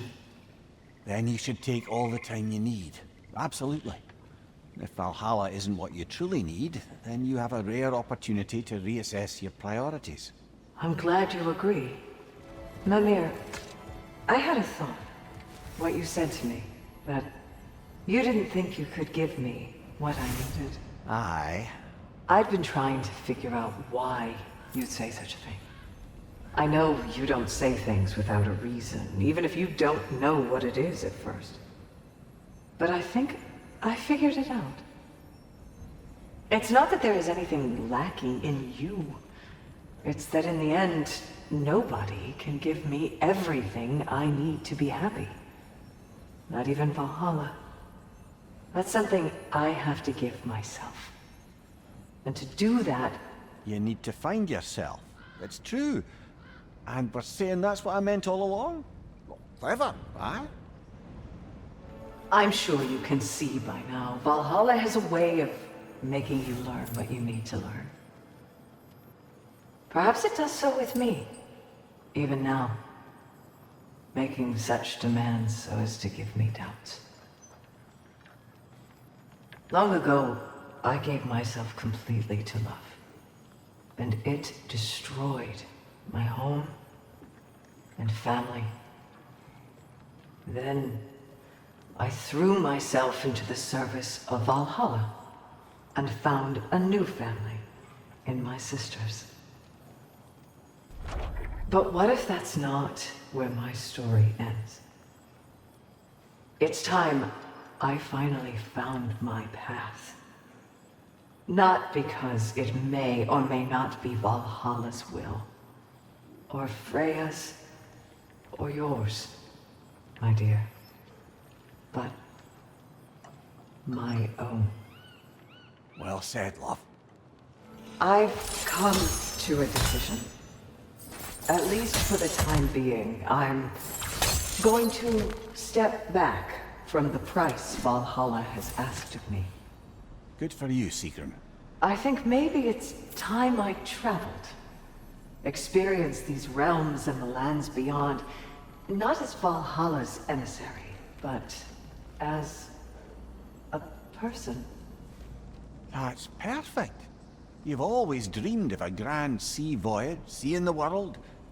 Perhaps I could go with you. I've been told I'm a useful guide. Perhaps. But let's not distract Kratos further. I'm having a bit of a sinking feeling that Sigrun doesn't want me traveling with her. You knew that before you asked. Did I, brother? You know the journey she seeks. It is the one you took, and I took. The kind that brings you to the tests you need. The kind you take alone. It's true. I gave in to a weakness. Even now, there's some part of me that just wants to tell her how much I love her and beg her to stay. But that's bloody selfish. I need to do better than that. Where could Sigrun be? I was hoping we'd talk further. Mimir, Sigrun? about my journey. I need to take some time to understand who I am without wings and helms and missions, and without the lovely man with whom the timing has yet to work out. Are you sure we couldn't discuss this face to face? I wasn't sure I could say the words if I had to look at your face. Just promise you'll let me see you off. I won't have you setting sail without my blessing. And not that you need it. Of course. Have you a blessing to offer her? I'll be combing Valhalla for one. Still no Sigrun. You don't suppose she's avoiding me? No. Brother, the last time Valhalla spirited me away to the forest, there was an interesting twist. As the revels ended, I found myself alone, still carrying the magic love flower, and I came upon a sleeping person. But it wasn't the queen, or the foolish youths. It was Sigrun, as I knew her before. I found myself faced with the proposition that with a few drops, I could make her care about nothing in the world so much as me. What did you do? I'm pleased to report that I crushed that flower with my bare hands. I am glad to hear it. Brother, what is this boat exactly? One of many ships on the Aegean Sea destroyed by a three-headed sea serpent that plagued my fleet. I'm not entirely sure I want to know what that is, actually. What was this inhospitable place? The Desert of Lost Souls, near the city of Athens. I crossed it in my search for Pandora's box. For the king! Nasty hit! You're right, brother!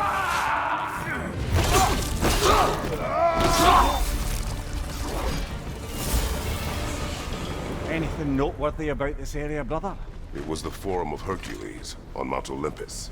It was here I fought and killed my half-brother. Given Zeus's reputation, I'm sure you had plenty more of them to spare. No progress. Sigrun, listen. You have choices ahead of you that none but you can make. I'll always be there for you when you need me.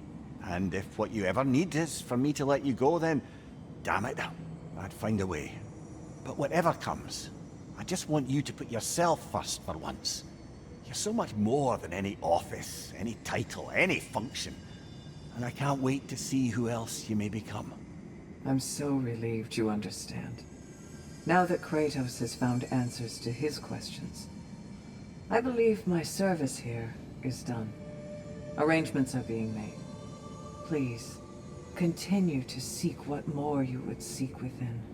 I promise, I won't just disappear. How are you faring, Mimir?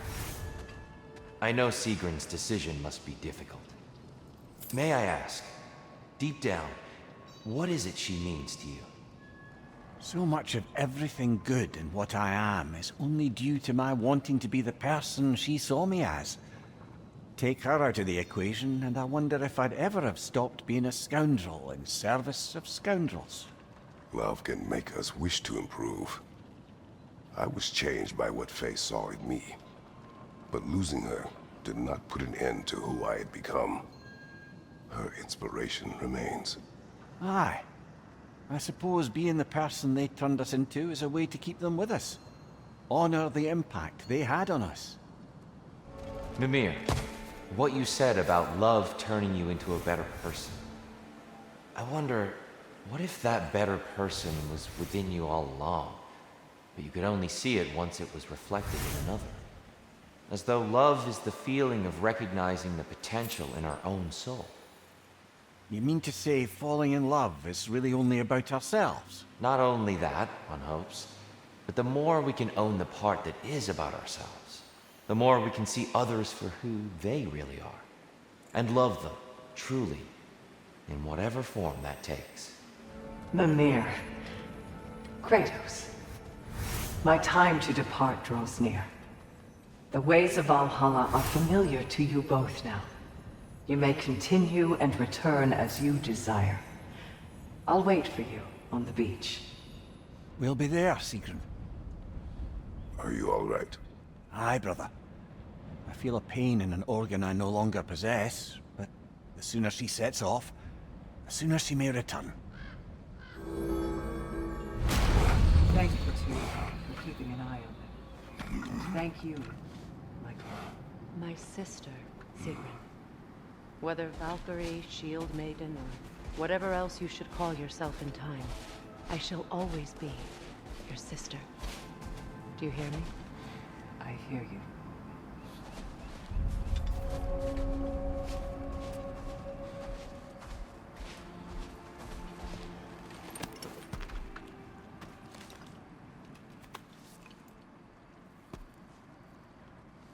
So this is it then? For now. For however long. Good. I mean, I'll miss you more than I can say, but whatever we ever were, or weren't, or might have been if the timing weren't just so... I need you to know that it mattered. All of it. Knowing you helped make me a person I can stand to be. And all I want for you in exchange is... everything.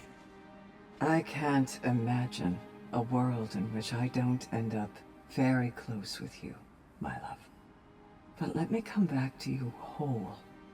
Let me come back not needing anyone to tell me what I need to be happy. I can't begrudge you getting to know yourself.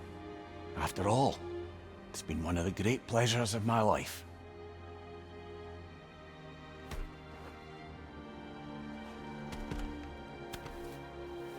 Farewell, Sigrun, and good luck. Thank you, Kratos. Farewell, my friends. Fair winds, my love.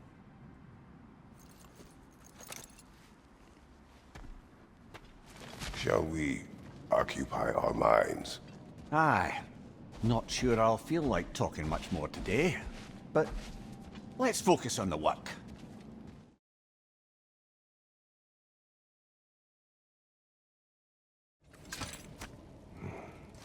Is that a key? One from my past. Did it unlock something important? Only a memory. Seems Valhalla thinks you have a story to tell. Later.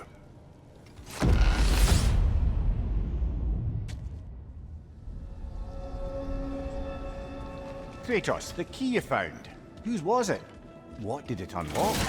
It belonged to a boat captain I met during a battle on the Aegean Sea. His ship was part of a fleet under attack by a Hydra. The key unlocked his quarters, where I heard women screaming for help. Ah, yes. The story of your fight with the three-headed sea serpent. You impaled one of its heads on the ship's mast, was it? Yes.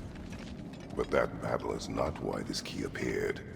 It is my killing of the boat captain for it that seems to follow me wherever I go.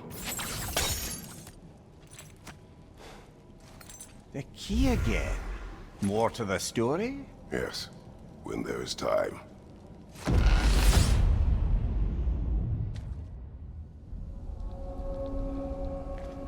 Kratos, about this boat captain. If you needed his key to save others, why did it seem to bother you so? Your actions in this case seem justified. The captain was swallowed by the Hydra before I was able to kill it. When I entered its maw to retrieve the key, the captain had somehow survived, dangling over a fall that would surely kill him. I saw the terror in his eyes as he fought to hold on, and in relief when he believed I would save him. Instead, I took the key and dropped him to his death. And it was all for nothing. The women were dead by the time I reached them. Ah, the key again. We will talk later.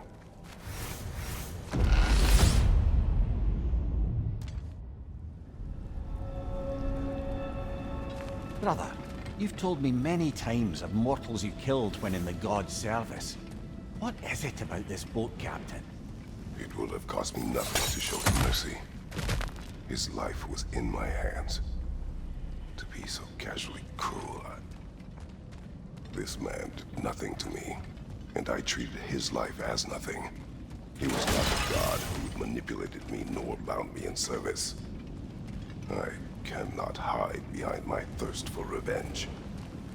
He was just a man afraid for his life, attacked and swallowed by a monster he had no hope of defeating. But the Hydra... Let's talk later, brother. I know you need to concentrate. A flute? Oh, will you play a song, brother? It was my daughter's. But I will tell you of it later.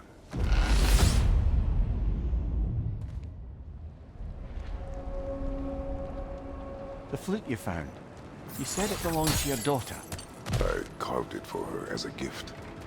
She enjoyed playing and was skilled with it. It was a song she would play. One I used to remember every note of. But no longer. Brother, if you mean to recount the story of the day you were tricked into killing your wife and daughter, you don't have to. You've told that story before. We know how it ends. You needn't relive it.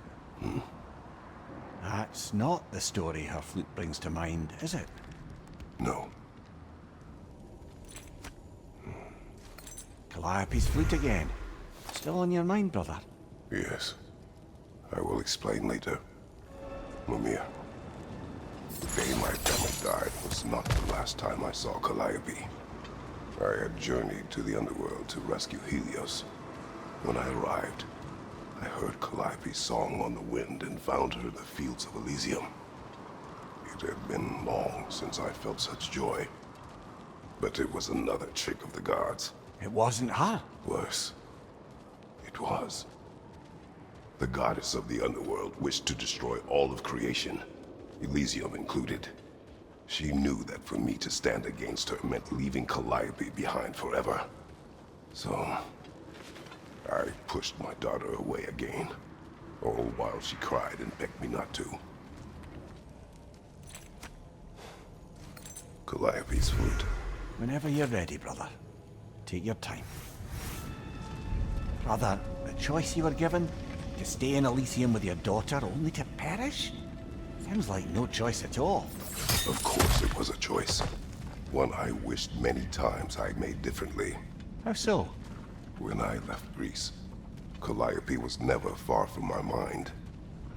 I do not know how much time we would have had together in Elysium, but I would have traded the decades that followed for mere hours with her. It took meeting Faye for that feeling to go away, along with Calliope's song. But I do still think of her in Elysium, and hope she found peace. You found the pendant of a necklace. Fancy. I will tell you the pendant story soon. The pendant you found, brother. Do you recognize it? Does it have some significance? Yes, it belonged to my wife. It was Faye's. No, my first wife, Lysandra. Ah, I see. You know, brother, you've told me a great deal about your daughter, Calliope, but her mother is a bit of a mystery. My thoughts on her are complicated, but she was a good woman, and I loved her more than she knew. She saw in me possibilities I could not at the time. In that way, she and Faye were much alike. Lysandra's pendant. I have more to say, but not now. Your first wife, Lysandra. You said she saw possibilities in you that you didn't. She suggested I did not have to be who I had chosen to be. That the carnage and suffering I inflicted on those my army conquered was a choice. That there was another way. I refused to see it then, thinking it was my duty to annihilate all that stood in the way of the Spartan Empire. I believed leaving foes alive simply invited potential uprisings later, that enemies could never be turned to friends. I was wrong. Lysandra's pendant again. I suspect your story isn't complete. Yes, but I know. Later. Lysandra was clearly important to you. Why did you say your feelings for her were complicated? because she was a good wife, and I was not a good husband. I refused to listen, to heed her advice. I commanded armies, had responsibilities to them I thought greater than those to her. But that was hubris, an ambition. The truth is, it never even crossed my mind to consider her advice or needs. So, when I think of her, I can only see my failures. She deserved better from me. And that was long before my oath to Ares led to... All that was to follow. I understand, brother.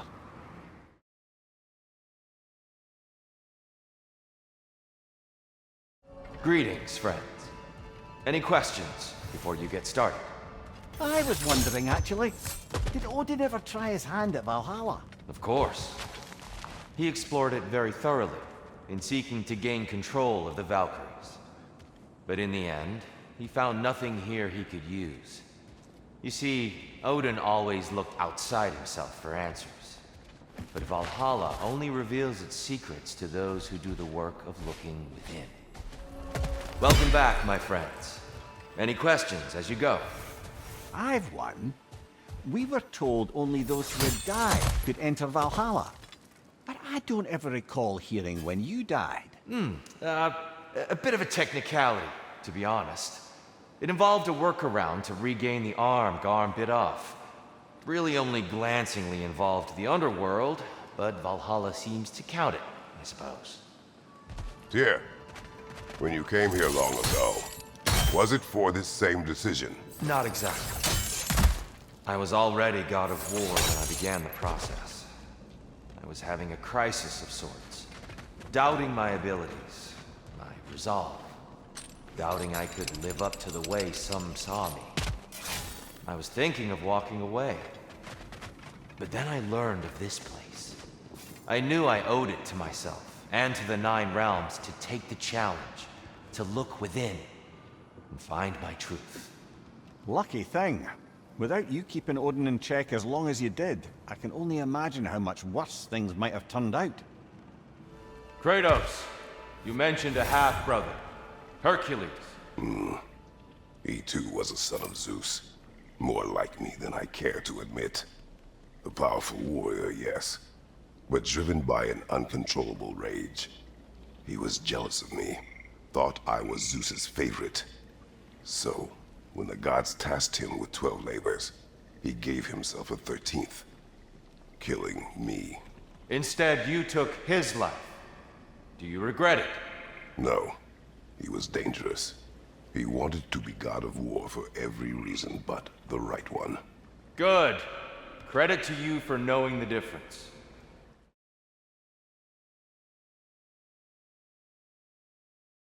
I'd like to tell you a story that I think will help you along your path. Go ahead. Early in my life, before I was a Valkyrie, I was a healer in a small village. My father trained me in the use of herbs and natural remedies. To him, coming from a long line of herbal healers, that was the only true medicine. But visiting the city, I saw healers who used magic.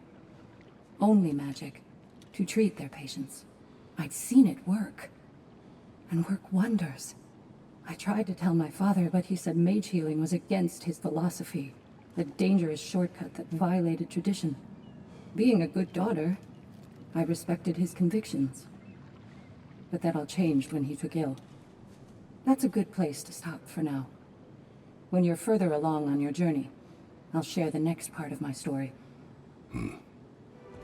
Air? A gift. Mastery comes when passion and purpose are in harmony, no? I'll tell you more of my story now, if you care to hear it. You may speak. If you remember, my father had fallen ill. It was bad. An illness unknown to us. I offered to fetch the mage healer from the city, but my father refused. He insisted herbs were the only way to help him. You can guess what happened next. He was gone before the spring. I was devastated. In time, I grew to hate my father's philosophy and dedicated myself to healing through magic. It was a blind rejection of an entire field, because I believed it failed my father, because I blamed his death on his faith. The truth is, I traded one limiting perspective for another, but I wasn't ready to see that yet. That's a good place to stop for now. Shield mated. Use this.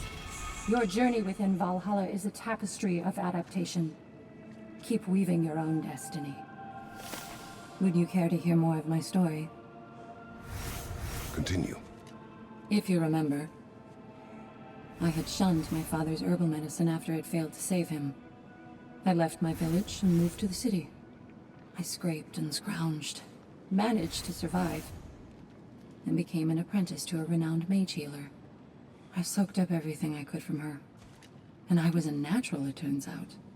Shedding my father's legacy came easy. In fact, I'd acquired quite the distaste for it. I cut herbal medicine out of my life completely. It was this rigidness that would prove the biggest mistake of my life. But I'll stop there for now. Continue. Last thing I told you was that I'd become an apprentice to a mage healer of renown. I learned much from her, not just about the healing arts, but about how to live a complete life, a whole life, true to yourself. She was like a mother to me, which made it all the more painful when she too fell ill. It was the same illness that had taken my father. But this time would be different. It was my chance to apply everything she taught me to try and save her. Anyway, I think that's a good place to pause my story. Air. A gift. Your ability to adapt is becoming your greatest weapon. I can continue my story now. Continue. If you'll remember, my teacher had fallen ill. Everything she taught me, I poured into trying to save her. But it turned out mage healing wasn't enough. I realized that only a combination of mage healing and herbal traditions could save her. But I'd let my knowledge of the herbal arts fade away. And so, I failed her like I failed him. And she passed into Hell's embrace. It took a long time to get over that. Anyway, I'll stop here for now. Air. Take this. There is a secret weapon that turns challenges into triumph. And that is your ability to adapt. I'd like to finish my story for you now.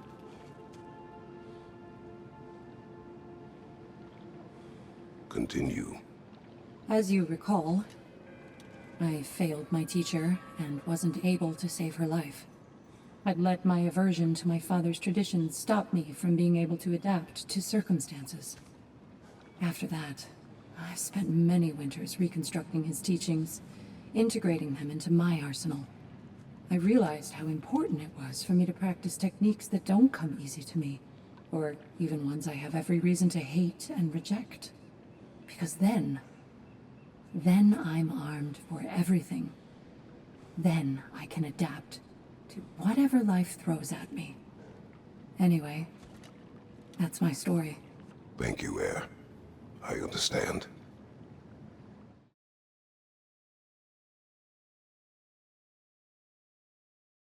Gunnar. Take this. No experience is wasted when you learn from it. Don't you agree? I hear you like stories. I got one for you. Go ahead. I wasn't born with the privilege of some of my sisters in arms. I wasn't bred for greatness. I was just the daughter of some poor innkeeper. Matter of fact, I wasn't even his. He just raised me after somebody left me there.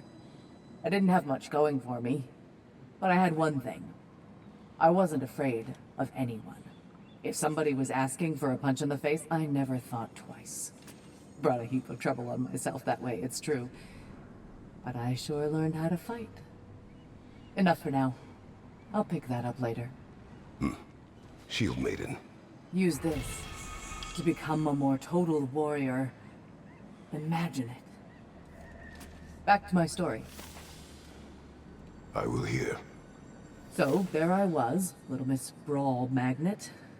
If I wasn't starting the fight, I was the first one charging in to join it. Maybe it's something in the Asgard water, but it seemed like there was always a fight to be had. I guess I needed the rush, something to keep me sharp, feeling alive. I was driven without fear or frankly much sense to hold me back. Got myself a bit of a reputation, and that ended up being a problem.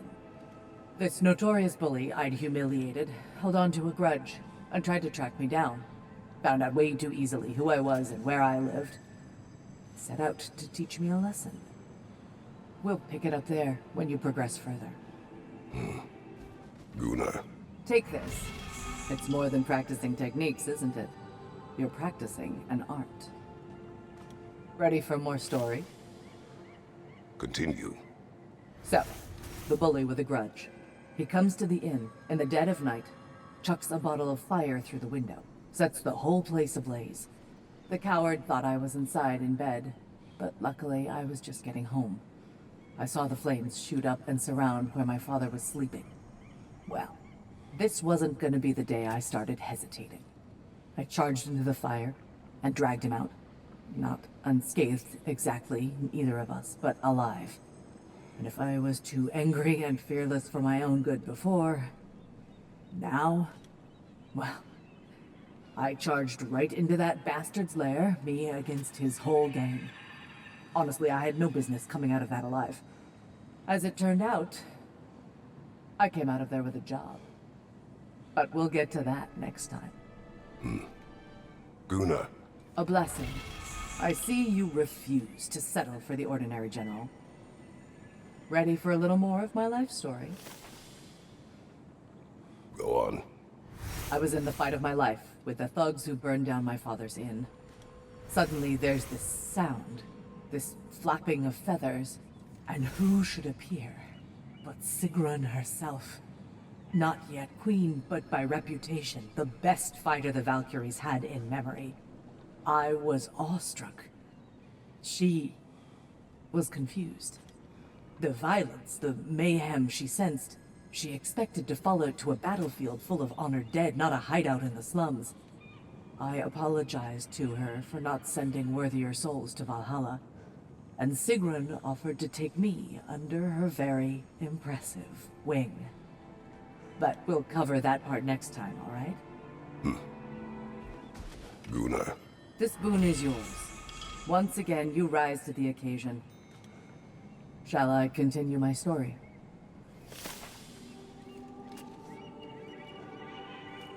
Continue.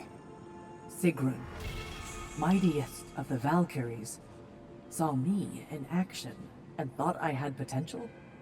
Wanted to train me in the ways of the sisterhood. But I wasn't so sure.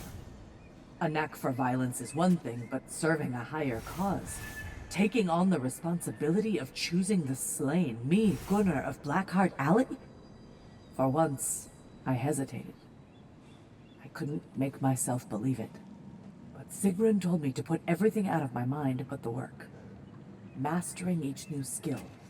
Discovering what I was truly capable of through discipline and focus. Letting excellence be its own reward really opened my eyes. But we'll wrap it up next time, okay? I am listening. Last time I was telling you how Sigrun helped me harness my anger and hone my skills. Training with her and my other future sisters, I never felt so challenged. Never felt such belonging. But part of me still couldn't believe I deserved to be there. All that community and purpose and meaning could be mine. If only I could master the one enemy I was afraid to face. Yourself. Damn right. I had to stop telling myself the story of all I could never be because of where I came from. When I focused instead on my intentions and my preparation, that's when I truly mastered myself. But I'm not telling you anything you don't know. And it's not as though there weren't more trials ahead, more to overcome and master. My point is, I get why you're doing this, and I truly wish you luck. Thank you, Gunnar.